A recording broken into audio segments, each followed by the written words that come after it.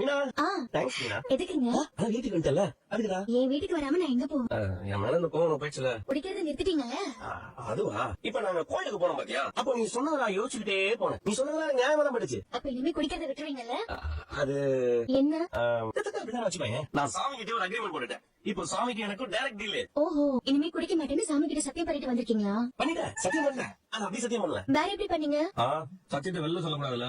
அதெல்லாம் பொண்டாட்டி கிட்ட சொல்லலாம். சாமி கிட்ட என்ன சொன்னீங்க? குடிப்பேன், ஆனா முன்ன மாதிரி கிடையாது. புது வருஷம், பொங்கல், காதலர் தினம், தமிழ் புத்தாண்டு, சுதந்திர தினம், ஆயுத பூஜை, தீபாவளி, ரம்ஜான், கிறிஸ்துமஸ், அப்புறம் ஓம் பிறந்த நாள், ஏன் பிறந்த நாள், நம்ம ஃப்ரெண்ட்ஸ் வீட்டு ஃபங்க்ஷன், இந்த மாதிரி குறிப்பிட்ட சில நாட்களுக்கு மட்டும் தான் குடிப்பேன்னு சொல்லிட்டு வந்திருக்கேன். அதுவும் கம்மியா தான் குடிப்பேன். சாமி கிட்ட தெளிவா சொல்லிட்டு வந்தேன். என்ன அப்படி பாக்குறேன்? நான் நல்ல விஷயம் தானே சொல்றேன். சாமி கிட்டே சொல்லிட்டேன், அதனால மீற மாட்டேன். விசேஷ நாள் வருஷத்துல பாதி நாள் வருது.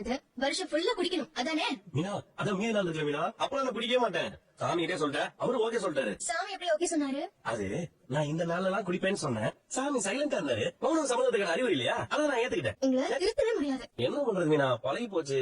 அது கார் ஓட்டி ஓட்டி உடம்பு வசதி ஆயிட்டா, அதான் ரைட்டா. ஊர்ல எத்தனையோ பேர் கார் ஓட்டுறாங்க, அவங்க எல்லாம் என்ன குடிக்கவா செய்றாங்க? அதான் அவங்க கிட்ட போய் கேட்டாலும் தெரியும். என்ன சொன்னீங்க? ஒண்ணு இல்ல, ஒண்ணுமே இல்ல. சரி போய் உட்காருங்க, நான் சாப்பாடு செஞ்சு எடுத்துட்டு வரேன். ஆமா சரியா? வா மீனா. இந்த கோயில் பிரசாதம். இப்ப உங்களுக்குள்ள சண்டை எதுவும் இல்லையே? அதெல்லாம் எதுவும் இல்லம்மா, அவரு குடிக்க மாட்டேன்னு சொல்லிருக்காங்க. அந்த ஐயப்பன் கண்டிப்பா உங்க வாழ்க்கையில நல்லது செய்வாரு. சீக்கிரமே உங்களுக்கு குழந்தை பிறக்கும். வாழ்க்கையில பெரிய இடத்துக்கு வருவீங்க பாரு. சாவுரா?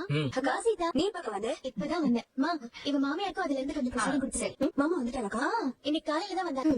இனிமே சண்டை போட்டு இங்க வந்துட மாட்டியே. என்னாச்சுக்கா? நீ ஒரு மாதிரி டல்லா இருக்கேன்னு நான் சும்மா கிண்டலுக்கு தான் கேட்டேன். அதெல்லாம் நான் எதுவும் நினைக்கல. சரி, போன் பண்ணப்ப ஏதோ பிரச்சனைன்னு சொன்னி, என்னாச்சு? உனக்கும் பிரச்சனையா? சீதாவும் ஏதோ சண்டை போட்டு வந்துட்டா போல. அதெல்லாம் ஒண்ணு இல்ல. ஹாஸ்பிட்டல்ல ஒரு பிரச்சனை.